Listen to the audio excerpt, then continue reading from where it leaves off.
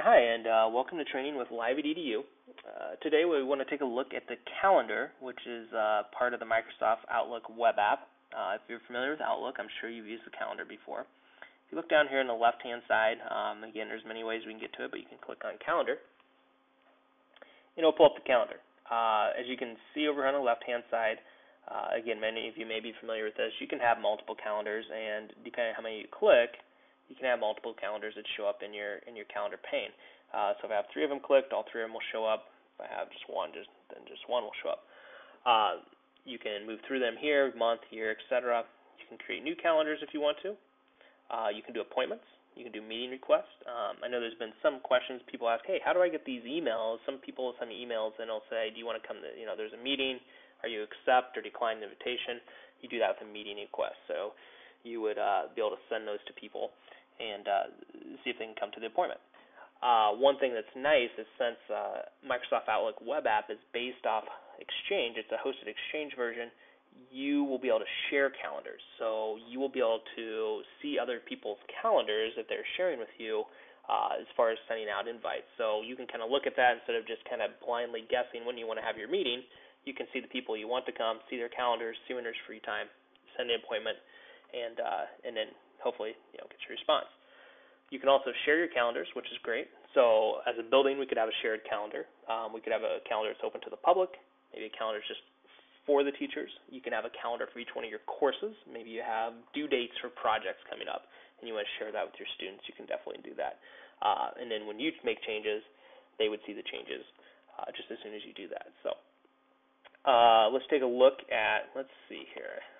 Let's pull these off and just put the regular calendar back up. And let's grab the sharing tab here.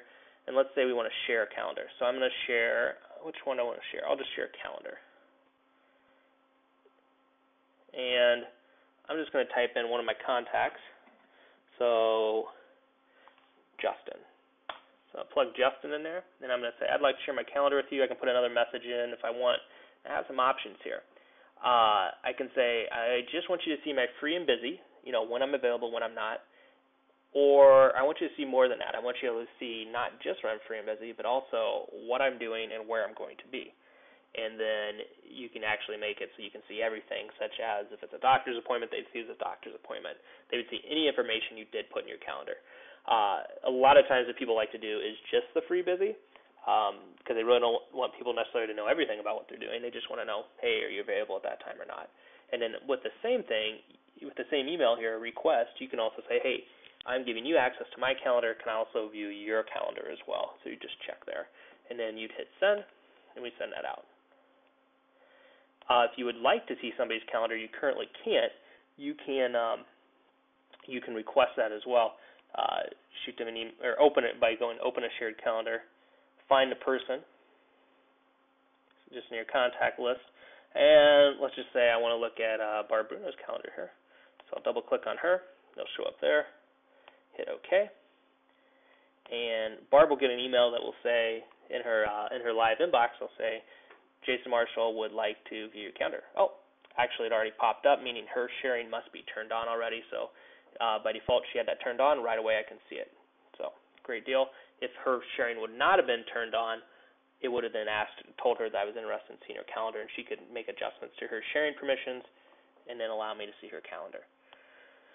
So you can change permissions on your calendar. So let's just pick building calendar. And let's say on my building calendar, I can look and see who I'm sharing it with. I've given Ann and Justin permission to share it, and I've made them reviewers, meaning they can look at it. They can't change anything. For some reason, if I don't want Ann to share it anymore, I can simply delete her out of there, and she won't be able to share that calendar any longer. Views just basically show you a daily view, work week, 5 days, week, 7 days, or a month. If you want to reply to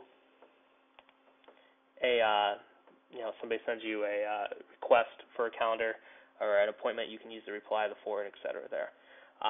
So pretty straightforward. And I'm sure most of you are familiar with Outlook Calendar. The main difference will be is since this is hosted and it's Exchange-based, that means that we are able to share calendars. And that's something that we were not easily able to do before.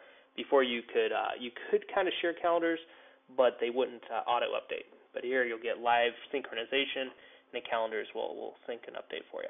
So thank you, and hopefully this is informative for you.